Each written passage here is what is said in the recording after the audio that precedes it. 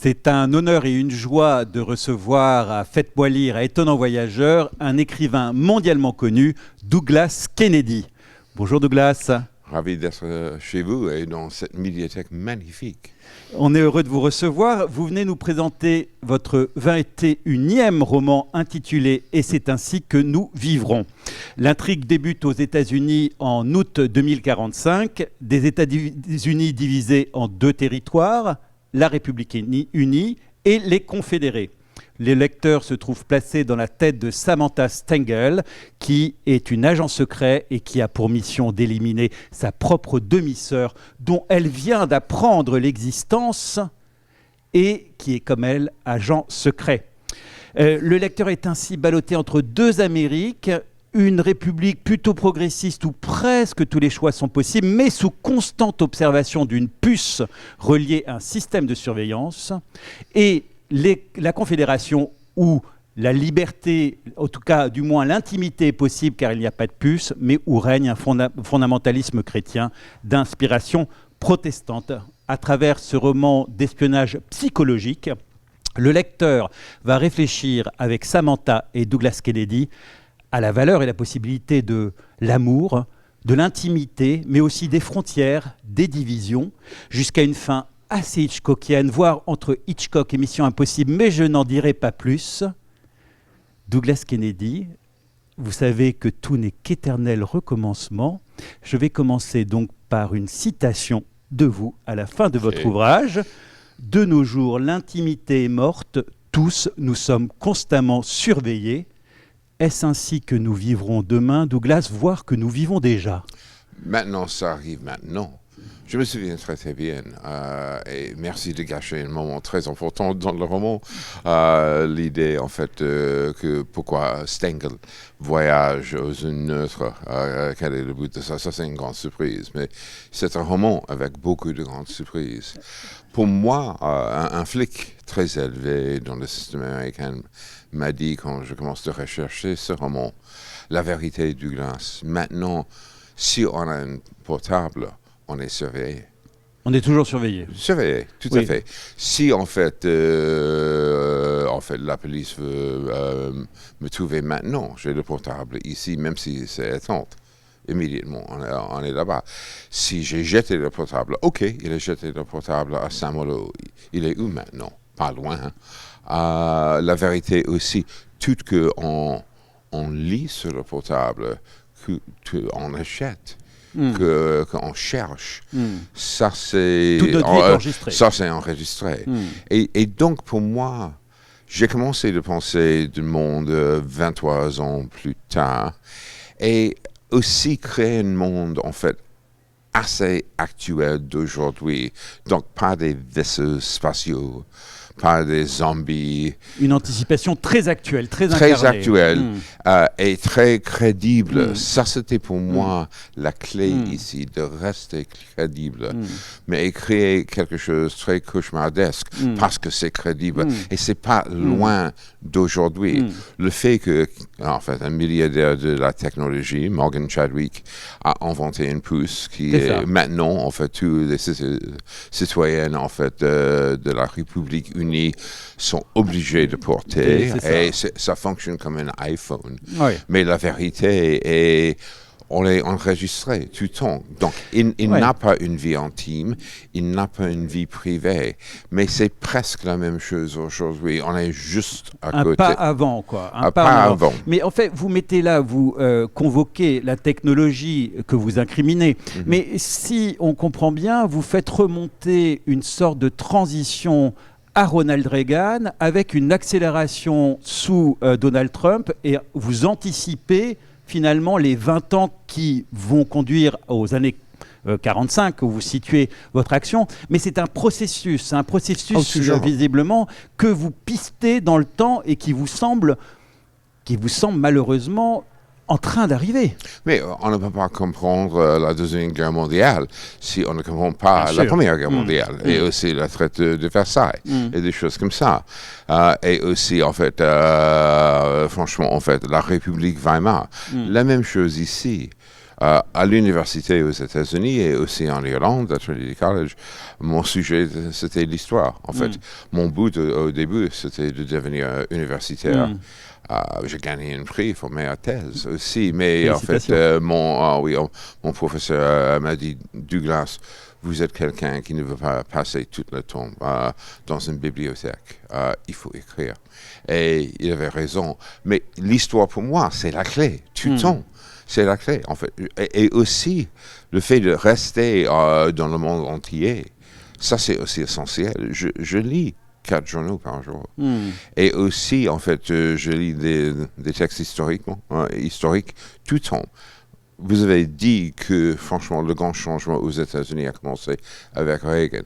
Un peu avant ça, c'était Nixon. 68. Nixon, 68, pour gagner, en fait, la Maison-Blanche, il a changé la stratégie. Avant, en fait, Lyndon Johnson et l'acte des droits de l'homme pour les Africains-Américains en 64, le Sud était 100% démocrate. Pourquoi? C'était en fait le parti de Lincoln. Oui, bien sûr. La première guerre de sécession. Nixon a changé ça avec une stratégie sous le vernis raciste, mais aussi l'idée qu'il y a 2 Amériques et l'Amérique profonde, le Sud, en fait, le Midwest. Ça, c'est des vrais Américains, les 2 côtes des gens éduqués. Oui, ça c'était franchement des snobs. Les New-Yorkais, quoi. Oui, les New-Yorkais, les Californiens, mais en fait, des gens de Boston, de Cambridge, en fait, les 2 côtes, en fait, l'Est-Ouest. Et des intellectuels. Oui, des gens sophistiqués. Des sophistiqués, des cosmopolites. On vit avec, en fait, cette guerre culturelle. Maintenant, Reagan a augmenté ça, les 2 Bush aussi, et surtout Trump. Surtout Trump. Avec Trump, j'ai dit récemment, parce que quelqu'un m'a demandé, avez-vous une idée pour un roman au sujet de Covid? Et j'ai répondu, c'est trop tôt. On va rester quelques années pour voir le résultat. Qu'est-ce que c'est le résultat de le 11 septembre?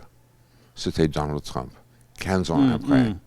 Le fait que Trump, en fait, contre étrangers, contre minorités, avec beaucoup de peur, en fait, de terrorisme, etc., etc. Ça, c'était le résultat. Et aussi, pendant Trump, pour la première fois, on a eu presque un coup d'État aux États-Unis, le 6 janvier, avec ses soutiens. C'était complètement dégueulasse. Ça, c'était aussi pour moi le moment quand je commence à réfléchir. Et puis, en fait, quelques semaines après ça, j'ai dîné avec un ancien camarade de classe de l'université à New York. C'était la pandémie, donc on est obligé de dîner, c'était février, sur une terrasse chauffée. Et le mec est un Golden Boy de Wall Street, hyper riche, maintenant que moi, ancien Golden Boy. Et il m'a dit, en fait, j'en ai marre, en fait, du système américain où, à cause du système politique, le Sud et le Midwest, franchement, dirigent le trajet du pays, surtout au sujet des choses intimes, l'avortement, la contraception, le mariage homosexuel. Même si mon copain est très riche, il est aussi progressiste. Et il m'a dit quelque chose d'intéressant. Douglas, la Californie a la 4e économie la plus importante du monde. Où est l'autre centre de finance? Ici à New York. Il y a Boston. Biotechnologie, en fait, le médecin et aussi, en fait, des chercheurs. Chicago. Le Sud, Dallas, Houston, Atlanta et le reste, en fait, c'est un désert économiquement. Peut-être Charlotte aussi. On soutient, en fait, ces États. On n'a pas besoin de ça. Donc l'idée, ça serait possible que certains États, notamment la Californie, dans une série d'ailleurs, on a eu cette idée qui est la Californie demande son indépendance. Oui, ou le Texas aussi. Ou le Texas, etc. Si le Texas a dit on va partir, mon point de vue est au revoir, Ou hasta la vista, baby.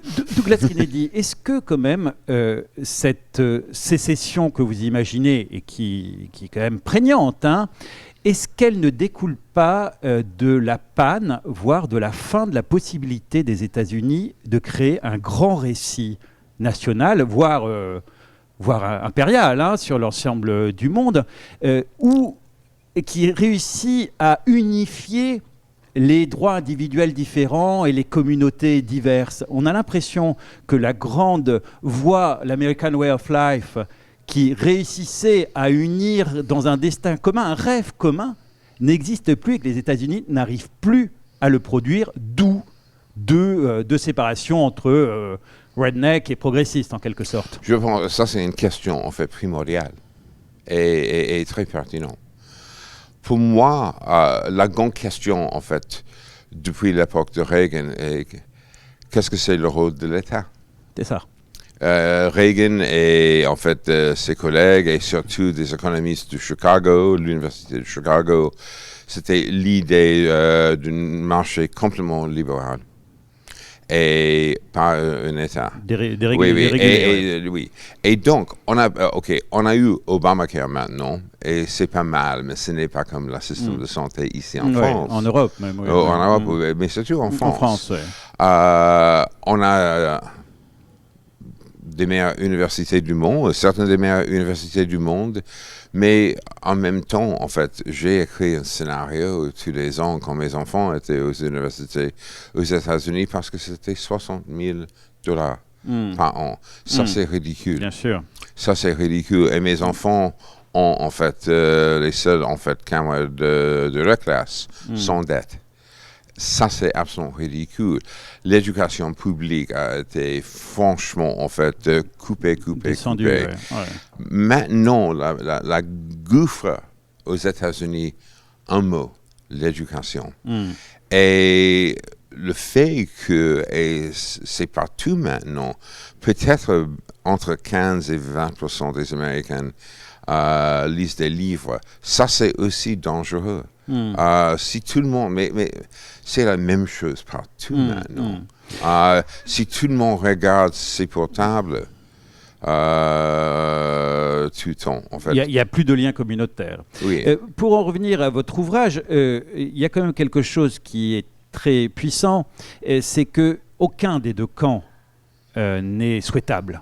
Même si on peut plutôt préférer la République que les confédérés, il n'en reste pas moins qu'on est sous constante surveillance.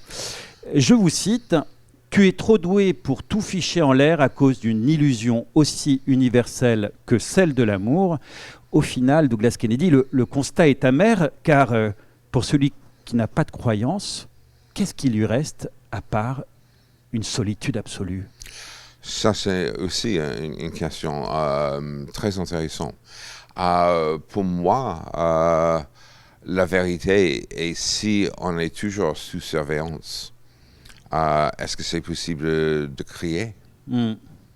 Est-ce que c'est possible, franchement, on peut avoir des pensées privées, mais même si, et pour moi, en fait, vous avez raison, en fait, la République unie, même si c'est préférable, parce que le vernis est très progressiste, l'éducation est gratuite, un système de santé brillant. C'est pas désirable non plus, quoi. Mais on est dans un monde sans liberté. C'est ça. Et j'ai commencé à réfléchir aussi, en fait.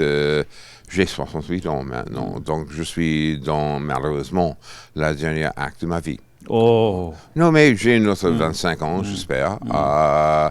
Mon père, qui est gros à mon âge et aussi alcoolique, il est mort quand il avait 88 ans. Donc, voilà. Donc 110 pour vous. Oui, tout à fait. Mais la vérité est le siècle américain est fini maintenant. C'est ça. Et à l'avenir, dans 15-20 ans, typiquement, ça arrive à peu près, en fait, des années 40, historiquement. Ce sera le siècle chinois. Et dans le roman, en fait, j'ai il y a un moment quand la Chine attaque Taïwan. Ouais, c'est ça. Pour voir Ouais, si, ouais. en fait, la dernière administration républicaine, en fait, va Réagir ou non, ouais. commencer, en fait, un échange nucléaire. Et puis, en fait, Morgan Chadwick, le milliardaire de la technologie, avec beaucoup de contacts et investisseurs, en fait, en Chine, il calme la situation. Mais clairement, derrière sa tête, en fait, le modèle chinois, c'est dans sa tête. Et le nouvel empire. Oui. Alors, justement, à ce propos, ce que, non pas dénonce, mais en tout cas, une des perspectives de votre ouvrage, je trouve, et qui est très intéressante, c'est que finalement, il pose la question de savoir si la conception occidentale et humaniste de l'homme comme vivant libre n'est pas en train d'être saboté, être éliminé par les penseurs doctrinaux russes, chinois, turcs, qui finalement disent que le siècle n'est plus à la liberté de l'homme, que l'homme libre n'est plus ce qui convient au siècle technologique qui arrive. Mais c'est aussi, en fait, attaqué par beaucoup près de chez nous, en fait. J'ai vécu 23 ans en Angleterre.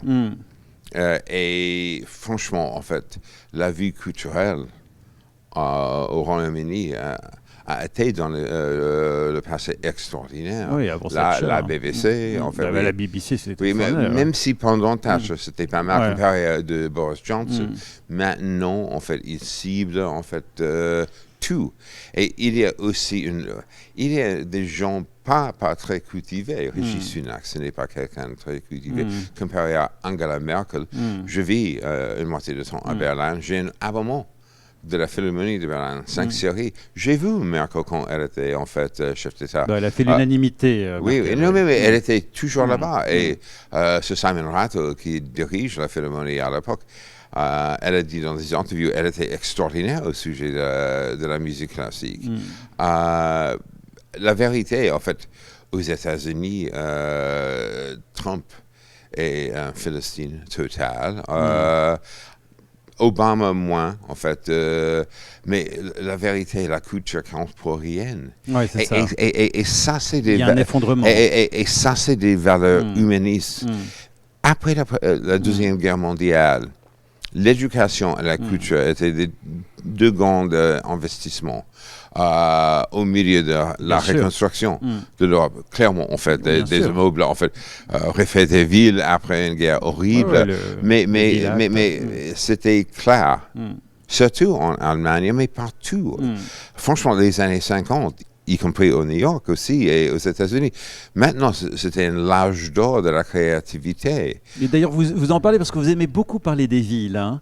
Vous aimez beaucoup parler des villes avant, les villes en transformation, quelque chose. On sent que vous aimez la question de la division et des frontières à l'intérieur des villes. On aurait pu parler de ça, mais j'aimerais continuer sur cet aspect-là en enfonçant le clou. Et je me demande si tout de même, ceux dont vous parlez, l'impérialisme chinois, etc., il y a quelque chose qui est en train de tomber sur la tête des États-Unis, qui est le tragique.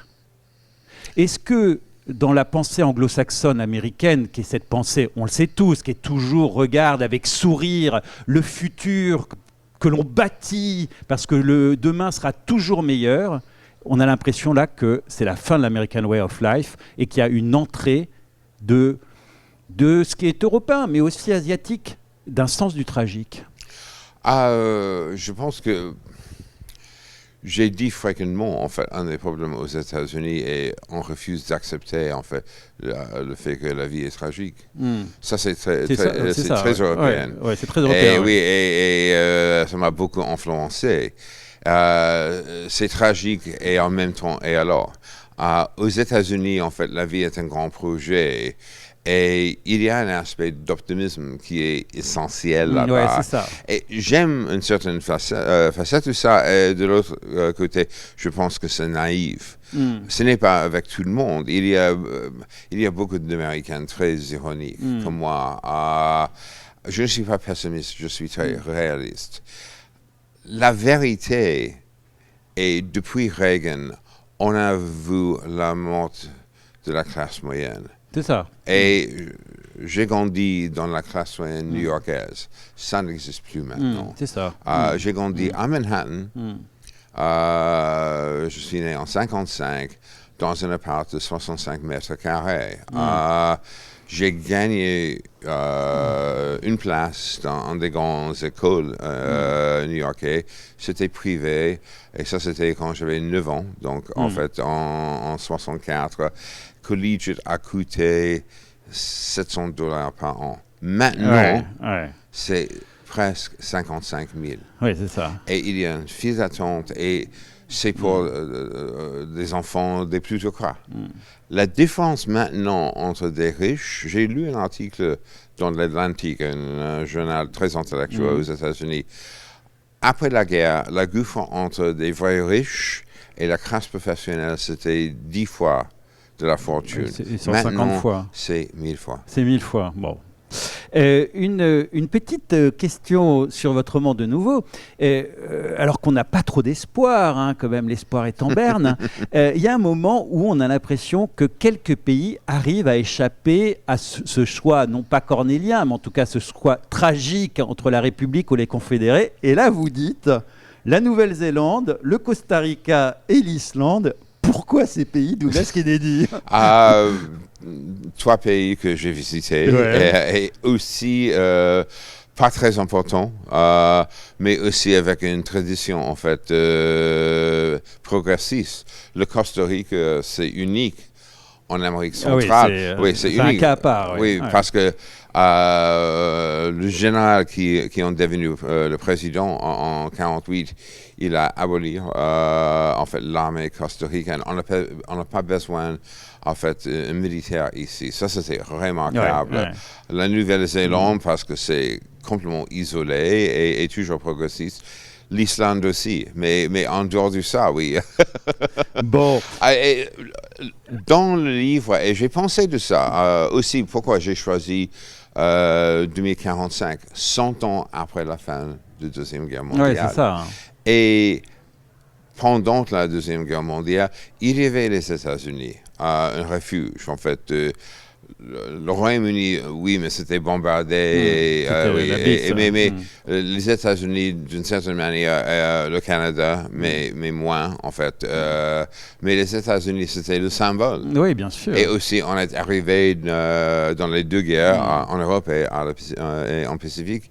Et oui, on a terminé des choses de manière très violente au Japon, clairement. Bien en fait, sûr. Bien sûr. La deuxième fois n'était peut-être pas nécessaire. Voilà, en fait, ça c'est une question d'interprétation. En fait, la vérité, mon père a survécu la bataille de Okinawa. Ah oui.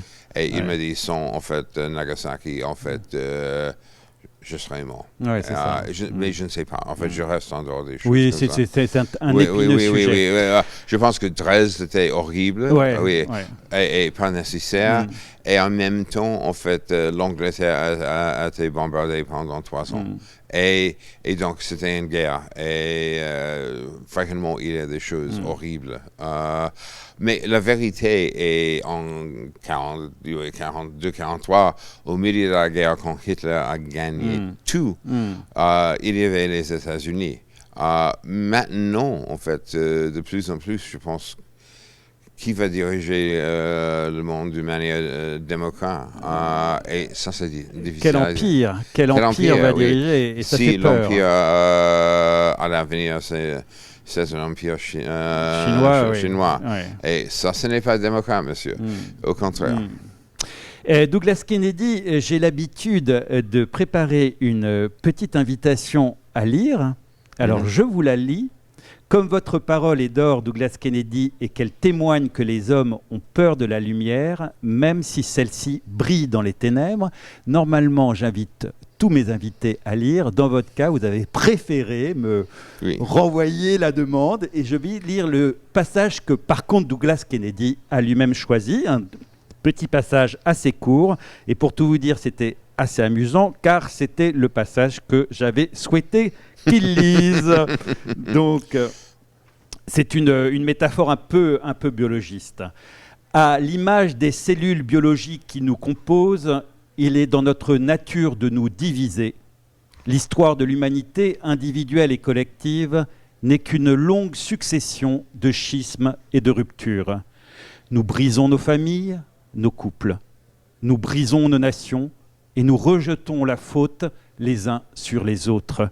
C'est un besoin inhérent à la condition humaine, celui de trouver un ennemi proche de nous afin de l'exclure en prétextant ne pas avoir le choix. Vivre, c'est diviser. Merci Douglas Kennedy. Merci à vous.